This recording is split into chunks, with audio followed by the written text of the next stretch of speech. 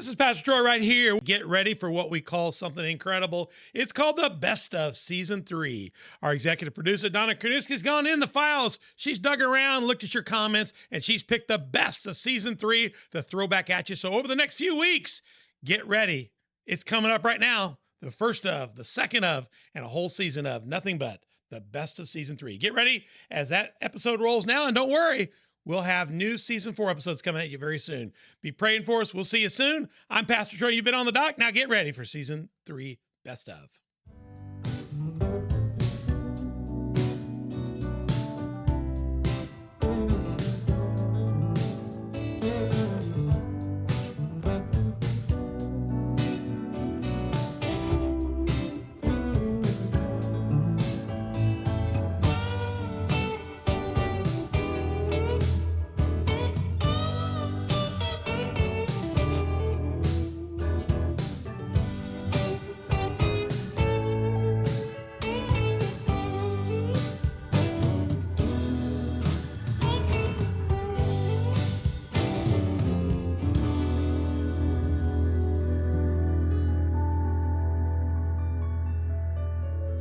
I'm Pastor Troy right here on the doc.org. Every Tuesday and Thursday, we're doing shows that will get you up and out and at it. But right now, sit back and relax for just a little bit here. We're going to really enrich your life on the doc.org every Tuesday and Thursday, dropping episodes all about conversations to propel your faith out of the shallows and into the deep. I love that beautiful picture of Dr. Drew sitting on the dock of the bay by Otis Redding. It's a spiritual thing for me. I know it was a secular song for him, but I want us to sit here together and hear a little bit about an incredible couple today and what they've meant in my life, and I think it will be a challenge to your life as well. Go find this show if you're watching us, you found us, but did you know we're on YouTube, Spotify, and iTunes? And listen to this. As she drops those lower thirds and brings up my main graphic, we're also on Google Play, Facebook, Roku, Rumble, and Sermonet. But we really want you to watch us on those main three. Facebook, Instagram, Twitter, Telegram, and Getter are our social media network, and you can share your own testimony. We'd love to know how you met. Tell us how you met your husband or wife. Did you get them out of a haircut? That's what we found out from Carrie. He met Karen through her sister cutting his hair. And how much did you have to put out in a sense of stuff on your first date? Was it he had a cup of tea, a glass of tea, did you have to buy lobster? Tell us what you spent on your first date. We want to hear about that, and we'll see how that turned out. But Carrie did really well, so we'll hear more about that. Go back and watch episode 1. Incredible about their background and their lives. I learned a lot. We're going to tie that into this special episode today. So let's hear from you on social media. We want to hear your testimony. If you're called to prayer ministry, let us know that. We'll link you up with Karen, and she'll help you get connected with a group of people. Karen, we're not in the interview yet, but you don't have to be. We don't have to be, today we don't have to be in the city. You can get on phone conferences and Zoom calls and conference calls. You can be in prayer intercessory groups now that span the globe, correct? Mm-hmm. Right. So if you're out there and you're really interested in getting involved in this, let us know. We'll get you linked up to her. So, and check in the show notes and make sure you do that. Hit subscribe, like, notify, make comments on the show, pass this on to other people. We'd love to have you as a Patreon partner or sponsor in the show.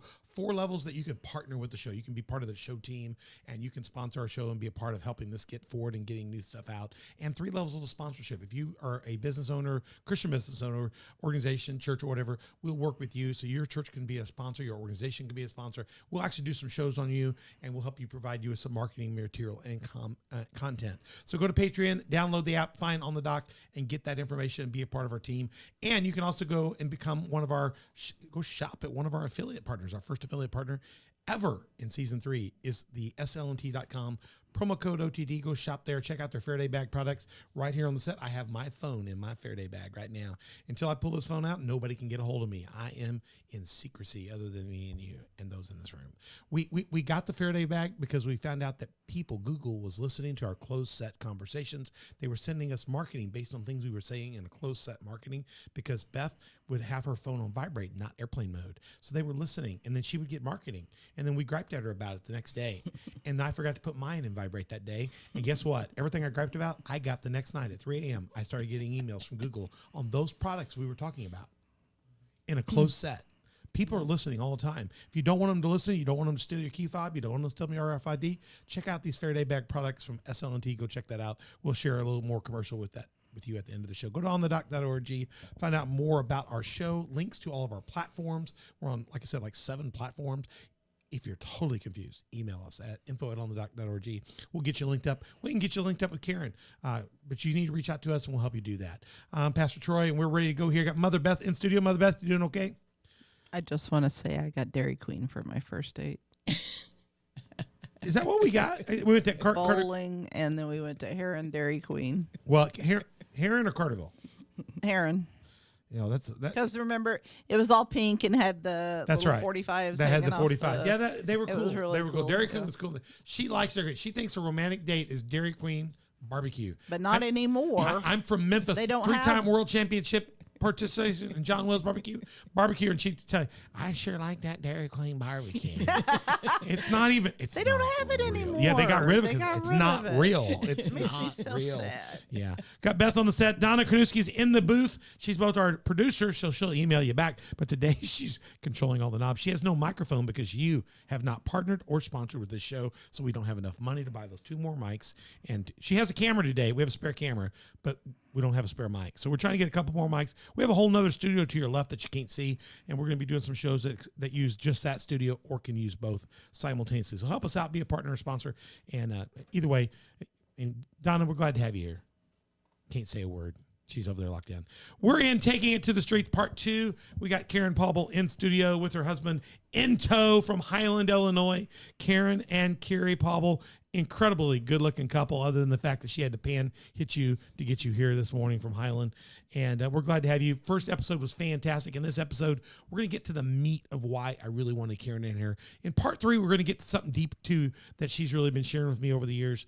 And I want her to talk about that in Part 3, so you won't want to miss that. And in Part 3, we'll do a little bit of a roundtable. We'll do some free stuff where we just kind of work on some stuff and just kind of chat about some other subjects. It'll be fun. So you never want to miss our roundtable Part 3 finale. But in this episode, I want to talk about prayer covering for pastors and servants of the gospel. I learned something, Karen. Welcome back to the show again.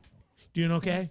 Did you make it through your first On the Doc broadcast? I made it, yeah. Carrie, what do you think about it? You've seen the show, but now you're here. Yeah, I love it. It's great. It's greater than life, isn't it? I mean, Yeah. till you've come in this massive studio with all of our cameramen and operators and our makeup and the person that gets you hot tea, right?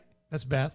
And then we did see our executive director came in, didn't he? He popped in. He popped in. And he is also from Highland. We met him at the Lucas same Winkler. time that we met.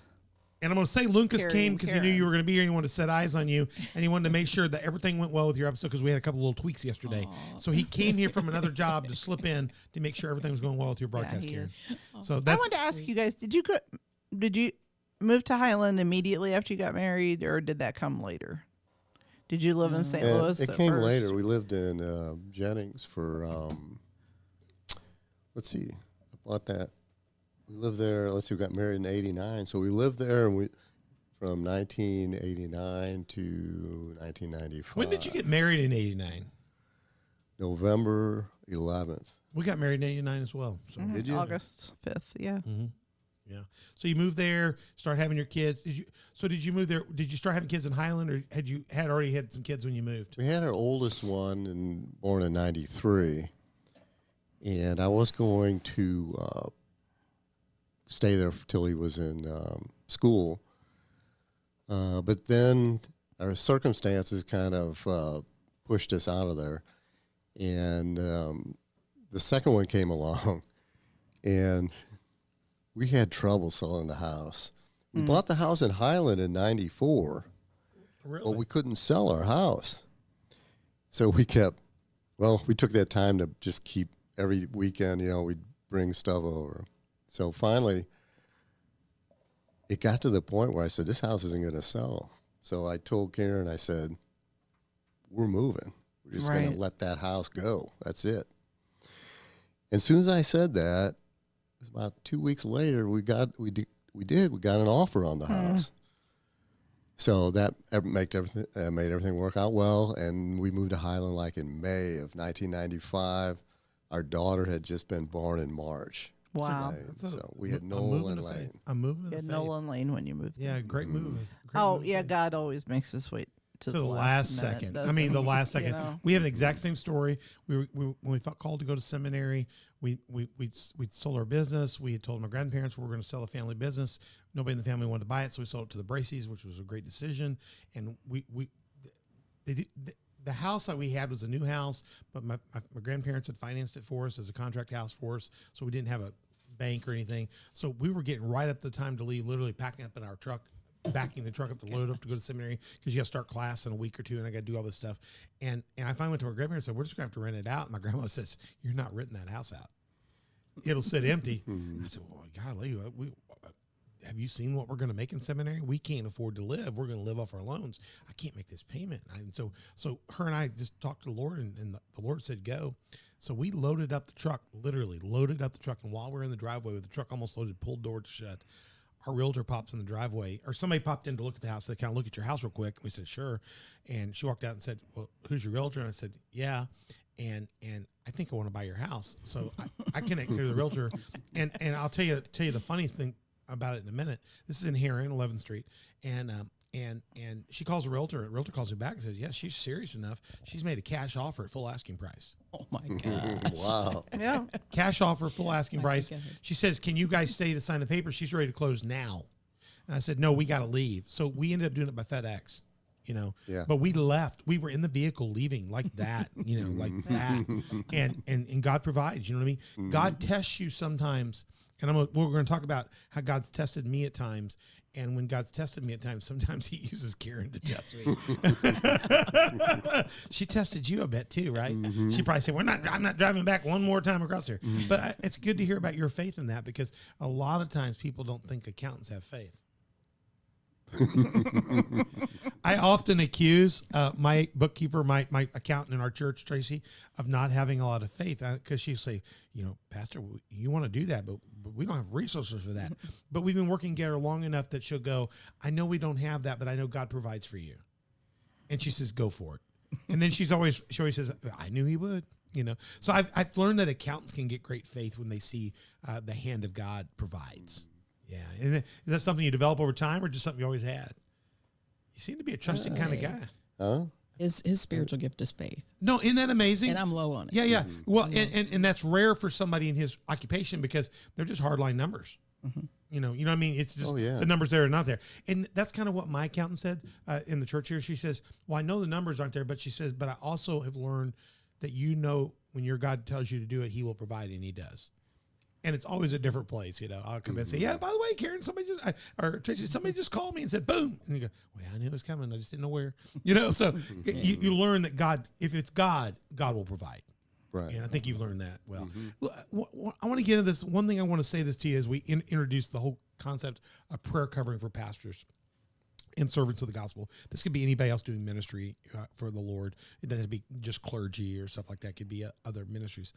You pray for Fred Bishop and No Greater Love, and Fred's a pastor, but he's in a parachurch ministry and other ministers. How many ministers and ministries do you pray for kind of actively?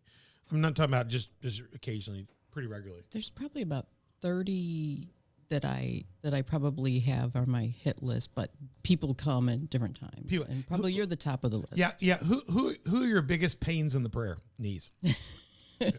Well, and even when we were called to Highland, you can say me. Yeah, it was you. It was you. But when we could not connect with the church in anywhere in Highland, and then we went to the first service, and 10 minutes we looked at each other. They had holy ground, and we said, "This is where we're called."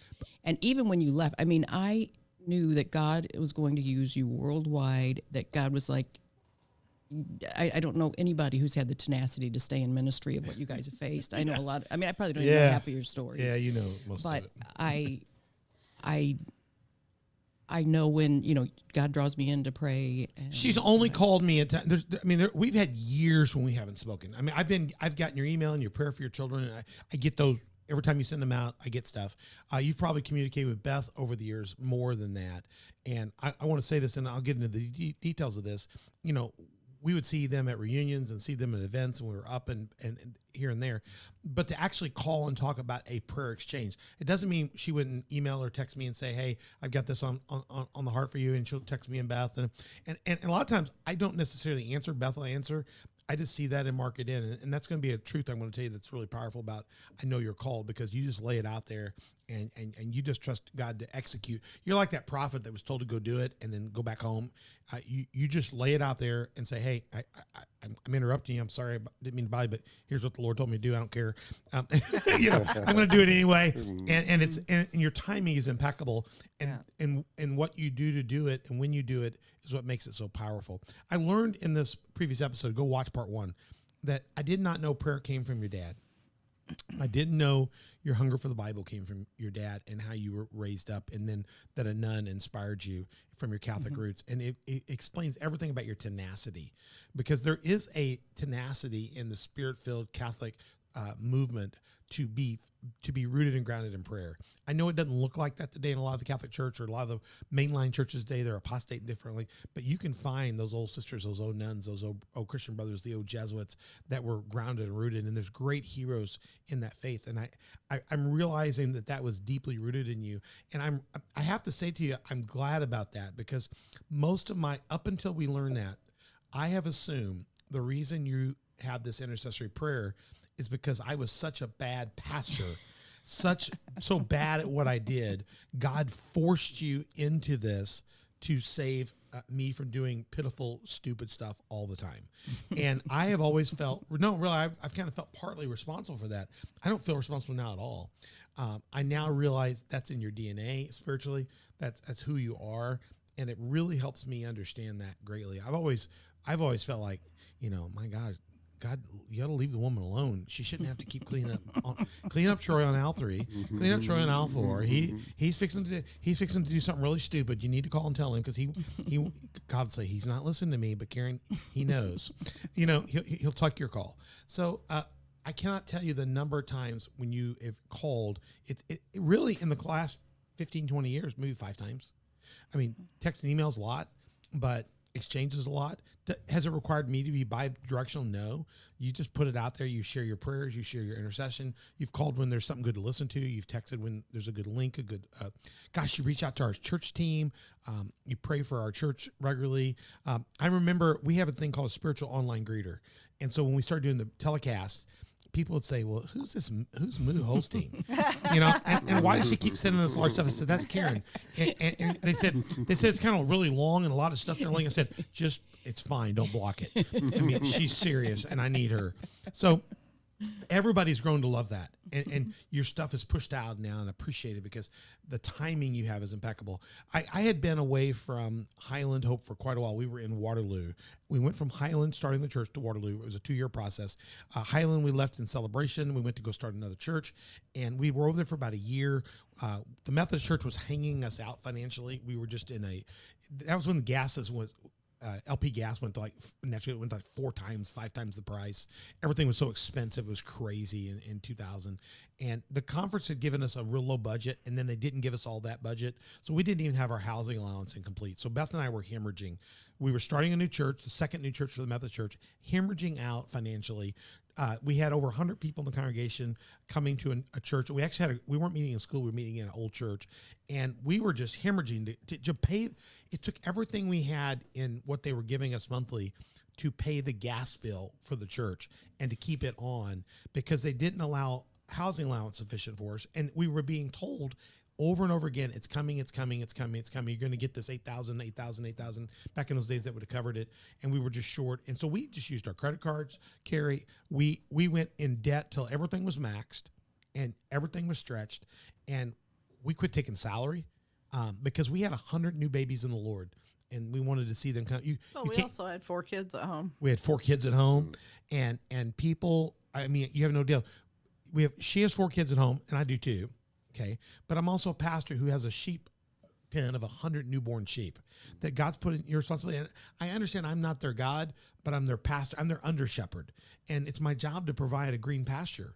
And I'm thinking, if you find out that your church is screwing you over and your pastor over this money, over this, that you're not going to want to stay United Methodist. You're going to want to go somewhere else. So we sheltered them from that. We absorbed that as long as we could. I cannot tell you, we went to church service at one place where we were just devastatedly broke at the time, like 11,000 in the hole. And we went to Sunday night at St. Matthew's Church. and we went up and hid in the balcony because we were just in pain. The church was letting us down. They were failing us. And we went up there to hide, just to worship. And a little man comes up to the pastor at St. Matthew's, Bob Souders. A little man comes up to him and says, and then I see Souders look up at the balcony because he had seen us up there. They were one of our Shane's church, and then we're one of our sponsor churches. And he says, yeah, Beth and Troy are in the balcony. Oh, no. Yes. Yeah, this brother just came to give a word that the Lord, he said he was to bless somebody here struggling in ministry, and the Lord had told him to do it now. So would you guys come down? I know it's you because you're here. So we come down to the platform, St. Matthew's Methodist Church, big church on TV. We get on the platform, and the guy says, I would like to present you a check for $11,000. That's what we were in the hole. Gosh. Oh. And the St. Matthew's pastor, he didn't know how much he was going to give. Mm-hmm. Afterwards, he said, had I known, I would have said, we'll talk to you later, because he wanted to hustle it back. He told me he was irritated afterwards that he gave me the $11,000. He gave us $11,000, and God got us out of it. And there were times when we couldn't buy groceries, and we'd come back, and somebody just anonymously had bought groceries and made them available to us. And we were so frustrated about everything. Gosh, I was carrying the weight of 1,000 people on my shoulders, and we were fighting a battle. We later find out that my DS was never even putting the money through. Later on, we found out he had lied the whole time about the money, hadn't he? Yeah. And we got in a meeting. Shane went with me to a meeting, and so Troy's done everything he can. I wrote a letter to the bishop that says, either let me get a second job, because Methodists can't have a second job. You're full time. Let me get a second job so I can fund this, or let me go to part time and fund it, or give me the money or shoot me. But I can't stand to watch this anymore. So my bishop saw it as me giving her an ultimatum and thought I was rebelling against her authority. Because I wasn't. She didn't know we were being lied to. And then she didn't know where we were. In the letter, I told her from, really. We have been moving our salary. No. We haven't taken a salary in over 4 months because we've been giving it to pay the gas bill, to pay this bill and that bill, because we're short this much money from the original agreement. And she thought we were mismanaged. I was accused of mismanaging the conference funds by not paying myself and paying the gas bill. They count me with mismanagement. Now I've threatened my bishop by let me go part-time and get a job, or else move me. I can't watch this happen to these sheep. You're my chief bishop, my shepherd. They called me into a meeting, and they're going to cut my head off. I didn't know this. Shane was my chairman. So we went to the meeting, and in the meeting we discover, I said, Shane says it's easy. It's all about the money y'all promised him. His letter's not stupid. It's reasonable. And then basically the bishop's assistant pushed a letter over that says, look at this. And it was a note saying that my DS, who's sitting at the table, he had recommended against giving us the money. We didn't do this to you, brother. He did it. Shane said my face went white. I drained out. It was like I'd been betrayed. Mm-hmm. We had suffered for all this time, and I'd been lied to. And I just don't function well in disloyal environments. And it was a changing moment for us. That was those were probably the 2 hardest years. We went through audit. They made me have an audit before that. Had to go to counseling because I objected to authority. We got through all that. The audit was shining. They said we had impeccable books, and we did. The auditor said I was put in a no-win scenario. What else do you expect the man to do? The counselor said he was betrayed. What do you expect him not to be angry? He should be angry. So we came through it shining, but in the middle of that, in one of our worst moments, we were going to Walmart. Okay. Go ahead. You tell this story wrong. I know. Go ahead. You always tell it wrong. I'm at home one day, and I get a phone call from Karen, and Karen says, Beth, God gave me a word for Troy, but I don't know. I'm afraid to call him and tell him. And I said, well, what is it? And she said, well, I'm going to tell you, and maybe you'll know what it means. And then if you know what it means, you can tell him for me. Because I'm just afraid to tell him. And I said, okay. So I said, what is it? She said, God says get off the throne. She said, do you have any idea what that means? I said, yeah, I know what that means. Yeah, I know that. And she said, okay, will you tell Troy for me? And I said, yeah, I'll tell him. Yeah, so you always tell it wrong. I didn't matter. She still called at the right time, and I was carrying the weight of that, and then I realized this is God's problem. And when I gave it to God, solutions started happening. We ended up getting moved. The the people ended up in the right place. And we hated that at first too. We we fought it the Oh whole way. my gosh, we fought it all the way to Tooth Pawnee. and nail, We lived out of fought that. boxes for 3 years before we settled in. But then just about 2 years ago, I was at a crossroads in my ministry here, and gosh, I hadn't really talked to you, Karen. I mean, other than going to the reunions and stuff like that, we hadn't talked about an intercession. It's not like you hadn't given ideas and advices, but to call me maybe 5 times in the last 5, 6, 7 years where you called intercede. The Lord woke me up after we had a meeting here where I really made a decision to press forward. And I really told people, if you don't want to press forward and reach people for Christ that are poor, that are in Africa and Thailand, if you don't want to reach out to the impoverished people through the House of Hope, we're no longer an us versus them church. We're us, and all of you that think there's an us and them, there's the door. You know, you can hit it, but I'm not pastor in that kind of mentality. So I drew a line in the sand. The next morning, early in the morning at 6 o'clock, the Lord woke me up out of a dead sleep and said, I want to talk to you. And I was excited because I thought the Lord was going to fire me. The reason we got in so much trouble and I had to have that meeting is because I had hidden some stuff in a battle behind the lines of scrimmage here at the church with some people that had caused trouble in our leadership about the us versus them mentality. I've been hiding that for years and trying to fight through it. And they were sabotaging stuff, but I don't like to bow to the devil's fight. I want to preach the gospel in the pulpit. I want to tell people about the positive things. And so I refuse to talk to the devil's people. I just don't want to talk to them. I'm like Jesus, shut up. You know, don't speak a word. You come out and go away. You know, you get healed, but don't go tell people what I did. So I tried to just power through it like I do a lot of things with anointing and the ministry. And it just was, it was like wolves were coming in eating sheep every day. And I just finally got in August and got tired of it and said, no more. And I had the meeting. And then I realized the cause of it was me. I'd put myself back on the throne, kind of. I was fighting a battle, and I really need to just lay it out and say, this is it. You can leave or not leave. But as for me and my house and the Lord, we're going to do this. And I did that. And I got the next one thing, the Lord's going to fire me because I realized it was really what happened was people's fault, but I let it happen on my watch. So I got up.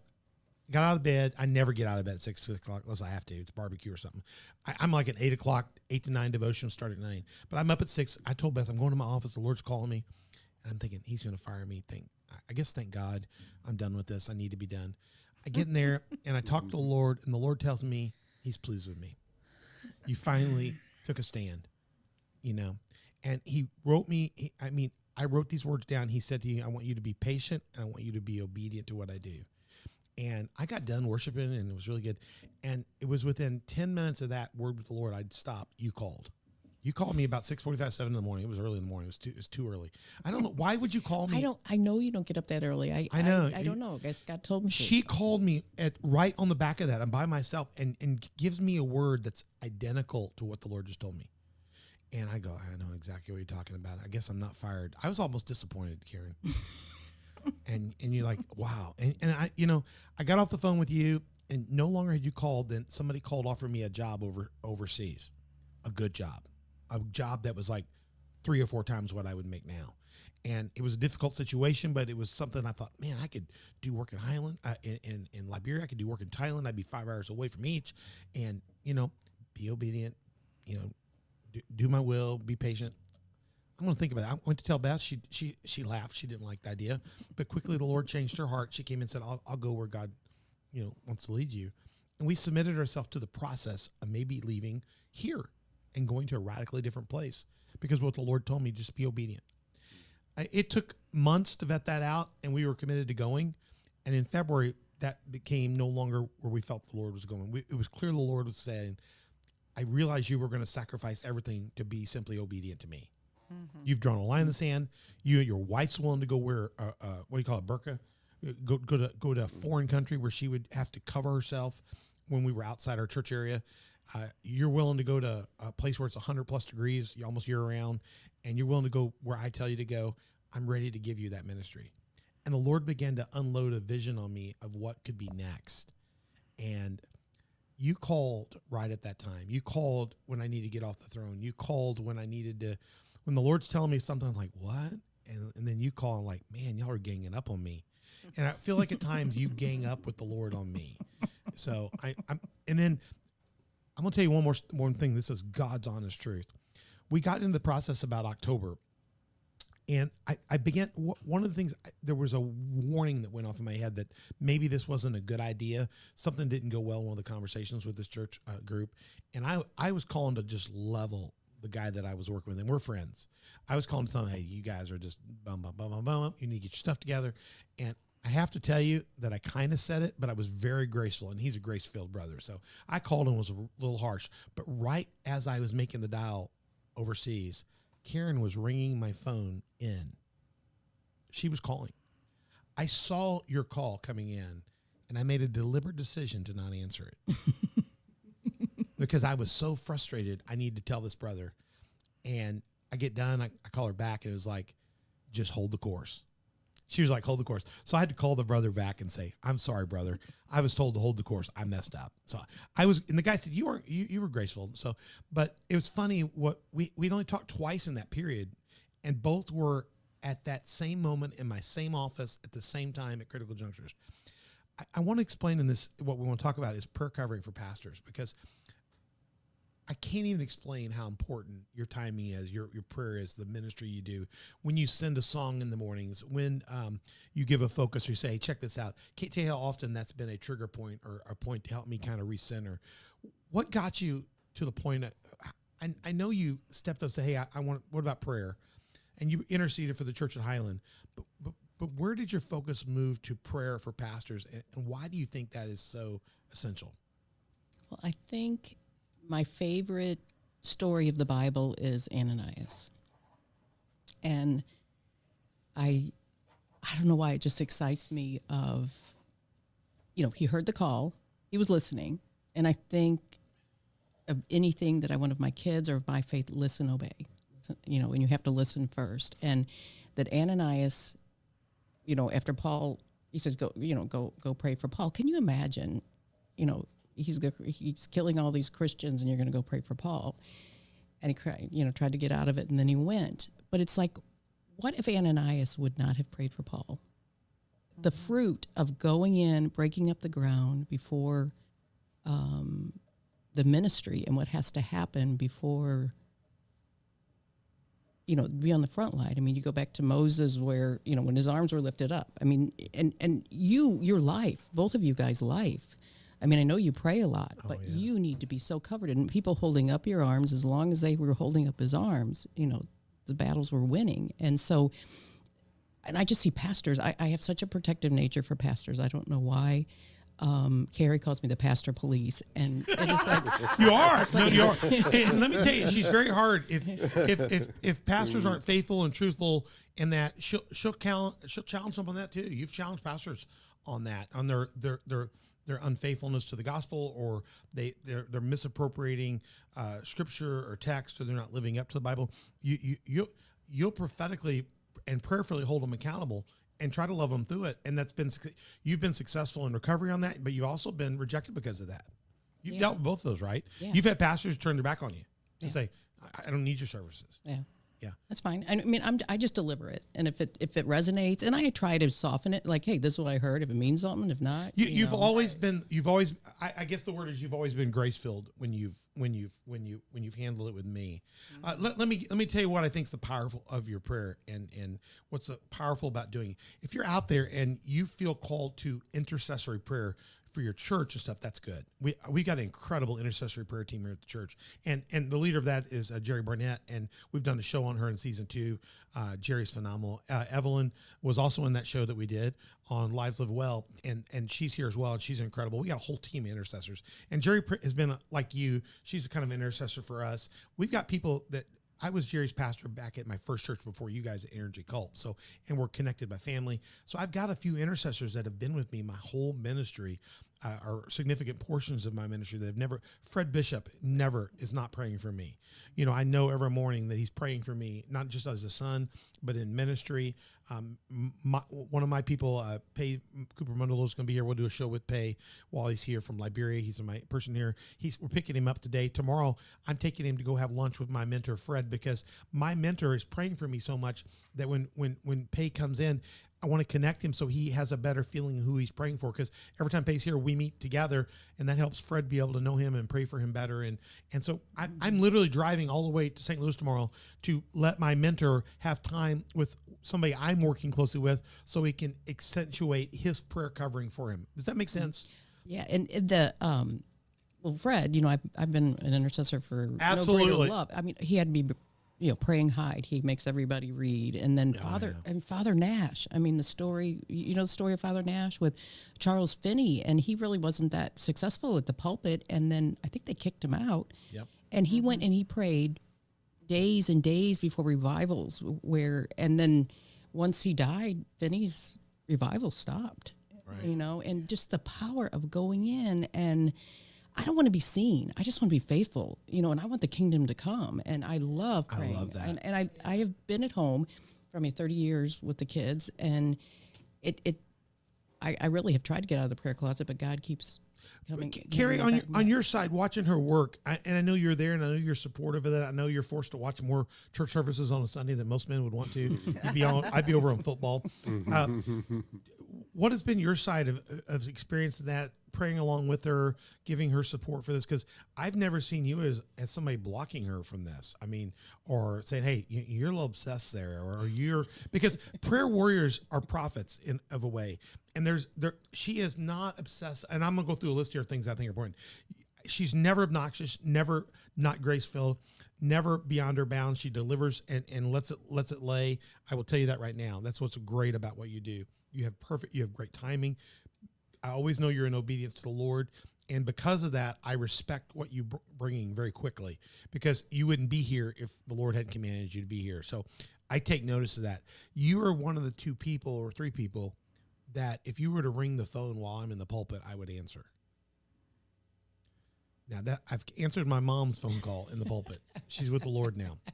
But the church here knows that too. I've given enough testimony here that if Karen calls, we're answering. And when you speak up on Sunday, the spiritual greeters say, well, Karen said this online. They'll holler it out loud. Yeah. Karen's got something for you. So you've got credibility because of your restraint and because of your focus and because of your, what's been your point of watching this? I've been supportive of it. And one thing that I just want to talk about, something that was kind of interesting, I think, that when Karen was in college, she always had trouble when she would write her essays, compositions, whatever. I had to do major surgery on them. Did you say you had to read and rewrite her stuff? Welcome to the person that got my doctorate and my master's. She read I would write my papers at night. I was in SMU. I'd go to classes for 2 weeks at a time. I would call her at 10:30, say, I just emailed you the paper. When I wake up at 6, it needs to be done.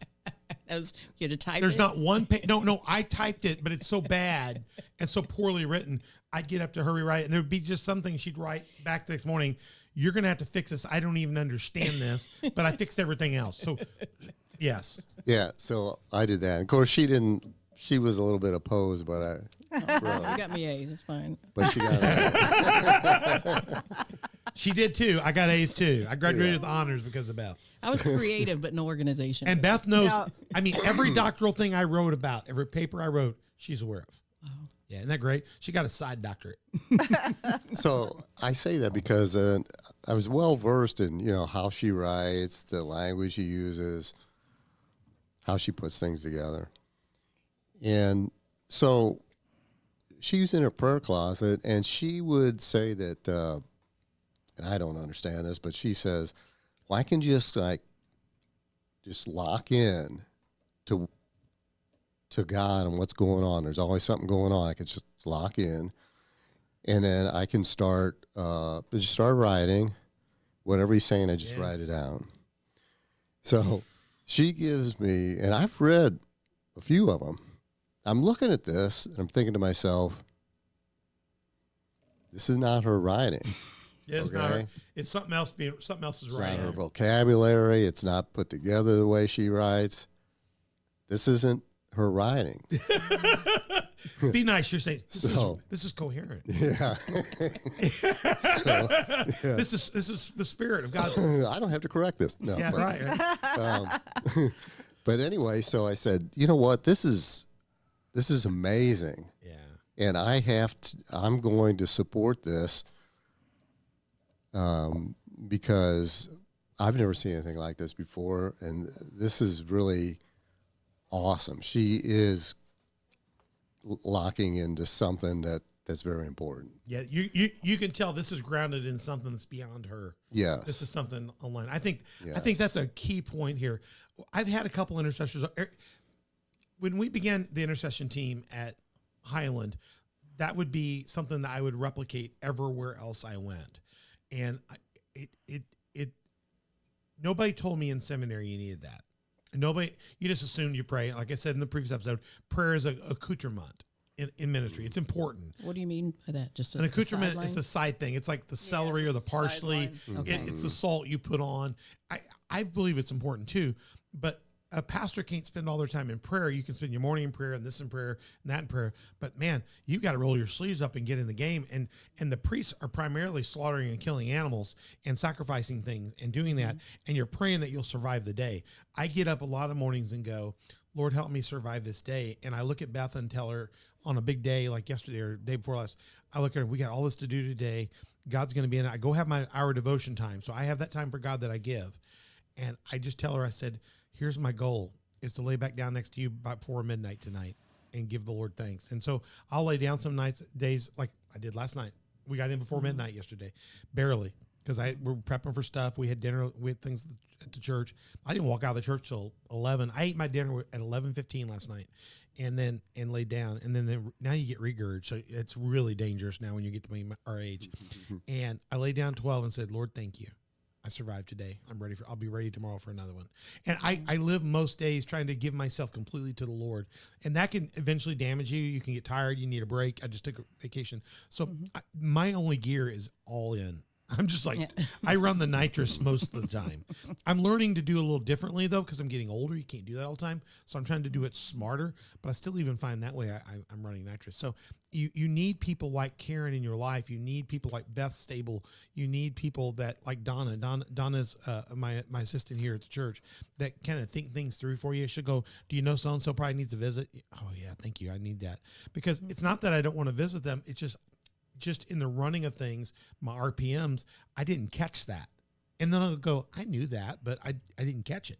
So I've got people around me that really make me better. And I wouldn't be the pastor I am without the right people. But I knew prayer needed to be there. Karen, I'd like you to tell them a story about, and this pertains to her writing, about Pastor Doug. When you wrote something, if you recall, and he said, "Did you write this?" Remember? Tell. That's a great story. Tell him that. I don't remember. But Pastor Doug is like, scholarly, right. He's a writer. I mean, he's written books for David C. Cook, and I don't know the story, Carrie. Okay, well, she wrote. It was I can't remember the complete, but it was a commentary on how you should conduct yourself in a certain way, something like that. And she wrote it to him, and this is one of the things she got straight from God, and she showed it to me. I was like, oh yeah, that's online. Yeah. That's online. So she sent it to him, and he knows her, and he said, "Did you write this?" And she said, "Well, I got it from God." And he said, "Are you sure that you wrote this?" And she said, "Well, I got it from God."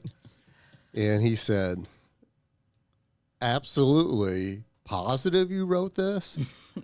Well, yeah, sort of. And so he said, "Can I use this? This is really good." And she said, "Well, yeah, go ahead and use it." I thought it was so funny because he's an excellent writer. He knows Karen. Yeah. And when he saw this piece that she had written, he recognized this as the Lord. See, when she called me that morning early, the words she used were, I have the note. I didn't bring it in here in the right notebook, but I have the note that I had just written. The Lord said, be patient and be obedient. And I wrote it exactly right. And she used verbatim when she said, I'm sorry to call you early, but this is what I need to tell you. What she said in the words were that. And then she was gone. And that's all I needed. You know, it's great. And that's what I want to say. Every year I've learned that you've got to have not just intercession, but you got to have people praying for you. And I've built that team over years, and both people to support the arms, people to be praying for me.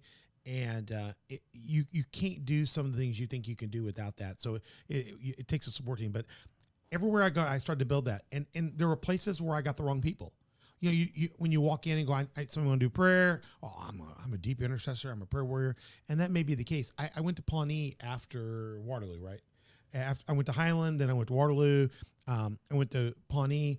We put together a prayer team there. There was a couple there that was kind of had a faith background, family background in ministry, and they said, "Well, we want to be your intercessors." And I said, "Fine." So they kind of started to build a prayer team, and it was okay. It was fine. Then she'd want this and that. And her husband suffered from extreme low self-esteem, And he actually had some gifts, but he just had his low self-esteem was accelerating his ability to give. It was blocking his gifts. So I decided they were doing this together largely. And I know she's the driver of the family. I knew that. I mean, she's a bulldog. She was a bulldog. I'm just going to tell you. And he looked like a bulldog, but he was a puppy. And I just started trying to, every Sunday in the pulpit, every time I got a chance, I spoke kindly and thanked him and lifted him up and tried to lift up his frame. And I began to get the inclination that the reason his frame was so low was because she was good at breaking it. I began to get that inclination because we were in their house for a couple meals, and I could realize, that he was married to Sergeant Carter. Yeah. Move it, Gomer, move it. Remember Gomer Powell? Yeah. And so I pushed in harder to kind of lift him up, and he would shine in those moments. And he was traveling with No Greater Love with me and doing stuff like that. And one day she would grab me. It got to be regular before church and just unload every intercessory garbage point that I needed to know before I walk in. And people know this here very well. They know almost every church I've ever gone to. I don't want to hear about your stuff or your crap. I mean that lovingly. I don't want to hear about your crisis. Unless if it's a death moment, somebody's fallen over, yes. But I don't want to hear about baggage. I don't want to hear about your griping. I don't want to hear about this or that. Until I deliver, I get up, I have my devotion, I have a routine, I walk in, I have devotion with my staff. Until I deliver the message God's got on my heart for the day, I don't want to hear about the problem with the toilet in the back of the church. I don't want to hear about the fact that we don't have enough money in the church to pay the light bill, because it's time to deliver the word of God, and God is the answer. So I'm like, the baby's going to come. And I tell people, I will stay in this church till I'm the last person here. I will answer every question. I will visit with everybody as long as you want. We can go to dinner together. I will not leave till you have your need met by your pastor. But before I preach, please don't disturb that path. Yeah, you need to be protected. I do. And I believe my intercessors here are great. They're here before I walk in the building. They're already in the room praying for me. They make sure people know that my staff doesn't come to me in general unless it's critical or it enhances. And that's great. I'm protected. But I was in this church doing all that, and every Sunday she would catch me with something. Well, did you know? One Sunday she got me, and she says, "I'm so tired of you. Every time you get in the pulpit, you lift up Rick. You don't know this, but Rick doesn't do anything." I was going to change the name to protect the innocent, and you never even give me any kind of appreciation for what I do in there. And this is before the service, and she's already been bothering me every week for it. And I finally looked at her and I just said, "I need you to understand this. I'm changing the name to protect the innocent." And I said, before I do this, Deb, was that good? Before I do this, Deb, They both passed away. They both passed. Oh. I said, Deb, I need you to understand something. I will never lift up your name in a positive tone ever again in the front of this church, because you've demanded I do that. And the reason I do it for your husband is because nobody does it for him, and he needs it. And he needs it from you more than me. And I will continue to lift him up and enhance him, and I will never do this for you again. And by the way, you're no longer my intercessor, because an intercessor would never put baggage on me before I preach. So you're not called this, you're fired. And I fired my intercessor before the service that week. So you can get bad. What I love about the call to intercession, and I would like you to talk about this, is you have to take risks. For you to pick up the phone and call me at 6:45 in the morning, you got to be nuts. Because you know my patterns. You do. Yeah. But the Lord tells you to call, you got to call. Because had you not called when you called, it would have had a different impact to me an hour, 2-3 hours later. Or if you'd not talked to Beth at that time, and when I was wrestling this, you need to get off the throne. And I want to say this to you: your prayer, when you do what God, when you deliver God's message, you write God's message down, and then you deliver God's message. It's like a 70s song. Otis Redding's song is a very old song, and we're still playing it today. A delivered message of prayer to a pastor or to a person is not a limited word. So I want you to know that when you call and give a word, the number of times that I've thought of the word, be patient and be patient, be obedient. The number of times I've said, a few months ago, I was struggling with something going on here about, dealing with financial issue, this and that, and trying to figure out, gosh, I don't know, Beth, how we're going to get through this. And I had to go. And I looked at her and said, it's not my problem. I'm going to get off the throne. This is his problem. And I turned around and looked at God and said, God, this is your problem. And the number of times I've played that tune you told way back in 2000, the number of times I've played that was not enough. But it comes back like a good 70s music song. So when you give a word, you don't know when that word is going to be fulfilled or how often it's going to be fulfilled or how useful it's going to be. You just got to be obedient, and you got to be you got to take risk. And I think prayer intercessors, first pastors especially, you've really wrestled with that. There's times when you've wanted to call somebody else about something, and you've even called to consult with me and say, is this the way to handle this? How do I deal with this person? And I said, well, I would wait for the right time. Timing's everything. And I think the fact that you would call me to consult on not giving an interference move where you're going to speak to somebody else, the fact that you've thought that through and prayed that through and looked that through, that is what's required. Because you're taking the risk not being obnoxious, but timing's everything.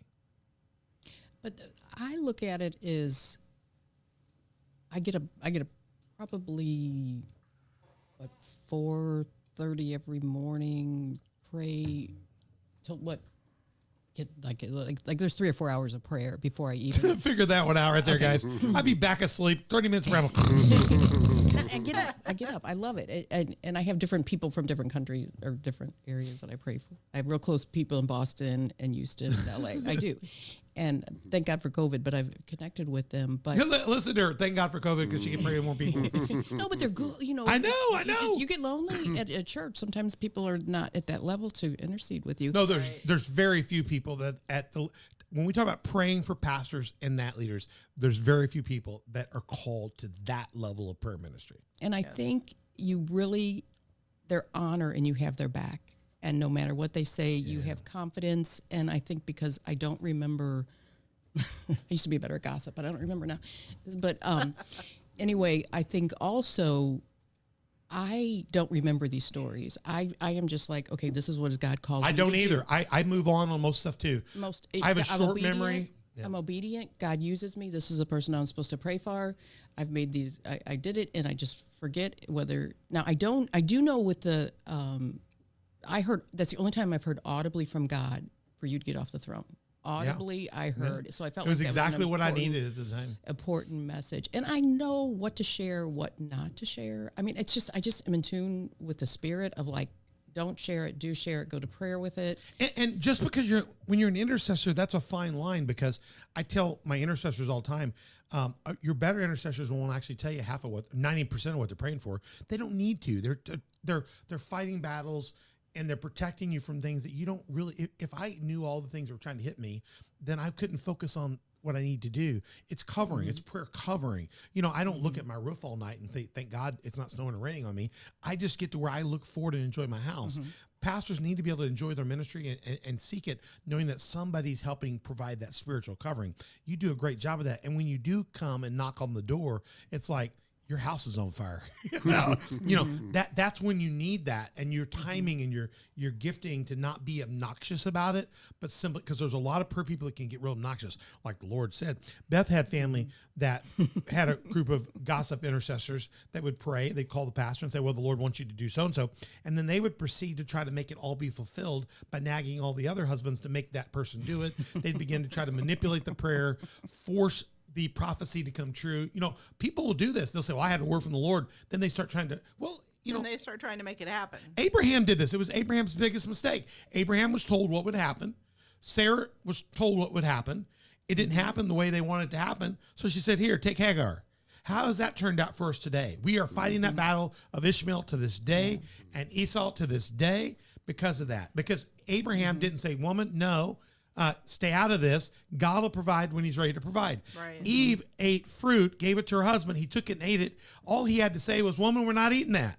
He didn't do it. Now, we blame the women, but it was really Abraham's fault and Adam's fault. Yeah. Does the wife have a responsibility to say, no, we're not doing this either? Yes. But in both cases, it was the lack of. And so I really think what's really good is timing and knowing when to interfere and when not to interfere, where to draw the lines and not draw the lines. And I think those are critical to what you do, and to be trustworthy and grace-filled.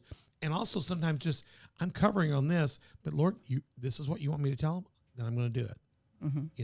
And timing, and let it go. Because to be honest with you, the get off your throne moment, that day was a small church with 100 people.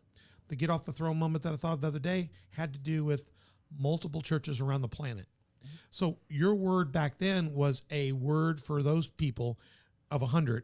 And your word that I heard come back to me the other day affects 6 churches in Thailand, 15 churches in Africa, our church here, 2 other partnerships, the Heron House of Hope, the Hands of Hope Foundation, and the future ministry that we're doing in my household. So the word you gave then is greater today than ever. Joseph was given a vision of what would happen in his future 20 years before it really was fulfilled. So you don't know, even you don't know the power sometimes of what you're saying, just being obedient to it. Yeah. Never thought about You ever thought about the fact that you write something, tell people something, and don't realize it's going to be, like you said, a divine word, almost like scripture. But it's not Karen's job as the intercessor it's to not. judge that. You're just listening to what God's It's your speaking. job to filter what's yours from theirs and to let it go. It was so, like, even going to Christchurch, like I asked your opinion, but Shane said, hey, you guys are praying for me. Tell me what you want.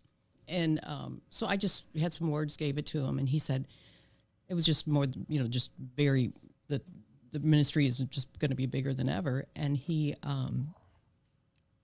Carrie and I went to Wednesday night service. He said, I got your prophecy out. He said, the devil was working on me today. And so it's just a whole, but I asked your advice, and the next week I met the, who was it? She's over the associate pastor? The youth. Yeah, the youth. The youth. And just praying for people in ministry and not trying to make something happen. And easing your way into it and trusting the Lord. And it relaxed me of just saying, I'm here, I'm open, and I'm obedient to what God calls me to do. Now, when Shane's at the pulpit, we sit behind Melissa and him at the first service, and I am praying the entire time. I protect Shane. I just feel like he is a little boy up there. and it looks like he's like an 18-year-old. I'm like, oh, just cover him and just protect him. But you gave me great advice because you feel like, well, I'm here, I should be doing something. Right. And waiting on God for that has been a great advice. You are doing something by being there and just being in his presence and just being available to him. As I wrap up this episode, because I was told by my tech that I need to wrap, but what would be 2 or 3 things if somebody's feeling a call to prayer for pastors and servants? Number one, get connected with somebody like yourself and get in a group that can support you. You get a support system around you. But what are 2 or 3 things that you need to lay out that would be, we've talked about, what are the key things first? I think, are you called to it? Your be heart, called. There has to be a call. Heart and just that intimacy with God. That's the number your one own priority. time spent with God. Yes. The quantity of your time with God, is critically huge compared to the output that you may give, say, to me or that. To have that relationship with God, so when God does want to give you that word that's not yours, you're in a relationship to receive it. Yes, you're just present, praying, and if he gives you an order, you deliver. And don't get me wrong, Karen is tenacious. I mean, she is a tenacious. She's going to discharge her duty, but she's going to do it grace-filled and her timing is great, and that timing is good because she's always developing that with the Lord. But I think you build trust, Oh, and absolutely. and I'm a communication major, and if I don't care if you can say anything if it's bathed in love. Absolutely. Yeah. And absolutely. So I think it's building trust, and you're not there to harm. You're not there to gossip. You are there to fulfill their ministry and the purpose of the kingdom. Right. And no other motive. Nothing for myself. We're going to go deeper in part 3. We're going to go deeper. We'll get a little bit more on this. We're going to get into that, but there's something that she's been talking about with me a lot lately, and it's a key to unlocking next level ministry, I think, is dealing with the concept of, I'm going to call it part 3, the curse of unforgiveness and the power of forgiveness. And we're going to do a little bit of roundtable. We'll do a couple other things that we want to follow up on. We'll let you dig a little deeper on a couple things, but we're going to come back in the next episode. And I want you to see if you feel like you're being pulled toward intercession ministry in your church, for the church level, if you feel like at a ministry level, you want to begin to pray for pastors and intercessors, we want to connect you with Karen. Reach out to us. We'll try to get you a pathway to her, to talk with her, or maybe get in a network of people praying. You first of all have to have your own personal relationship with Jesus. You have to have your own prayer life already. You can't just start praying for people at pastoral ministry level and not have a serious, intimate time with God. So make sure you're having those things first, but when you're ready to step out into that, let us know. And if you're out there and you're a pastor or minister and you don't have a prayer covering, please reach out to us on the doc, and we'll connect you up with her or some other people, and we'll actually see if we can find some people to start praying for you. We'd love to connect those things together. So go to onthedoc.org, check out our show, reach out to us at info@onthedoc.org. We'd love to partner you up with some prayer people that could help enhance your ministry and help, maybe even help you identify some people in your church that could do that and come and do some work with that. Email us at info@onthedoc.org for questions and answers. Go to YouTube, Spotify, and iTunes. Check out our show. Also on our other platforms, you can find all those other platforms at onthedoc.org. We'd love to hear your comments about this show. Facebook, Instagram, Twitter, Telegram, and Getter. Hey, and by the way, don't be mad when your pastor doesn't listen to you. Sometimes when people give me words, even when Karen gives me a word, I'll go, I know what that, it's weird. She's never given me a word, Carrie, that I didn't know what it was for. You've never said anything. She's never said a word to me that I didn't already know what I had done or what it was for. And don't worry, just deliver it. And sometimes I know I'm getting to that. And I got to finish doing this. I'm fixing to take a right hook, and then I'm going to have to listen to Karen. So sometimes you don't listen. Doesn't feel like we listen right away, but I'm always paying attention and seeing what's happening. And sometimes the intercessor just delivers the message, and then the gift of interpretation is the person who receives it. Sometimes we'll see, but pay attention to that. Go hit subscribe, like, notify, tell us your stories about this, share it with other people. Great show today. Go to Patreon and be one of our 4 levels of partners. We'd love to have you help us enhance our show, make it better. And 3 levels of sponsorship. We'd love to have you as somebody to highlight on the show and sponsor your business, organization, and such. And go to slnt.com, promo code OTD, and get those products, and we'll give you some good discounts by using our promo code, or go to slnt.com/discount/OTD. If you don't have a church home, we'd love to have you here at Community Faith Church, 10 o'clock on Sundays, Wednesdays at 6:30. Go to coftv.com to find us. You can also check out our shows and episodes and things, what we're doing in worship. And we had a great Wednesday night last night, or you can check out our Sunday, and you can participate live. You get online, you can interact with us during the service with somebody that will actually speak to us in the room on your behalf or pray with you. So you can come, be interactive, but get in a church where the gospel is being preached and ministry is happening. Mother Beth, thank you for your day and your time. Yes, I really enjoyed it. Carrie, good to have you on the show. We'll be back, Karen, with part 3, and we're going to dig into this whole concept of forgiveness and unforgiveness. Donna, thank you so much.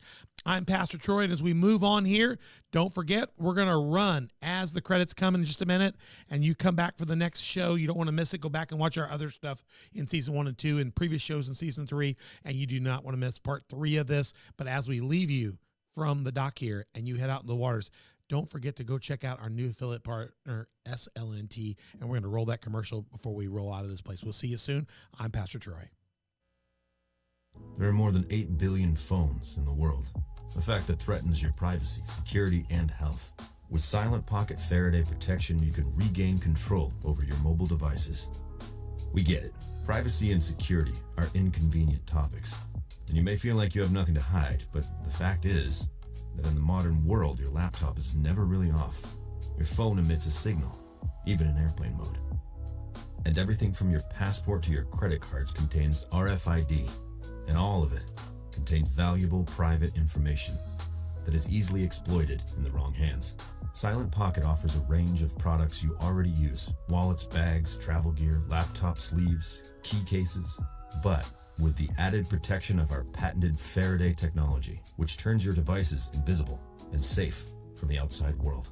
Many industries, from top business professionals to government officials, require the use of Faraday products for the day-to-day security of them and their staff. They understand that we are constantly at risk and take the necessary steps to prevent future attacks. We offer this elite technology to anyone that values their personal data, and we are proud to offer a premium range that fits seamlessly into your everyday life, providing security without looking like a tinfoil hat. As we learn to live with technology, Silent Pocket stands on the 3 pillars of privacy, security, and health. Our goal is to provide harmony with mobile technology without risking our most valuable information. We hope you'll trust us to help you do the same.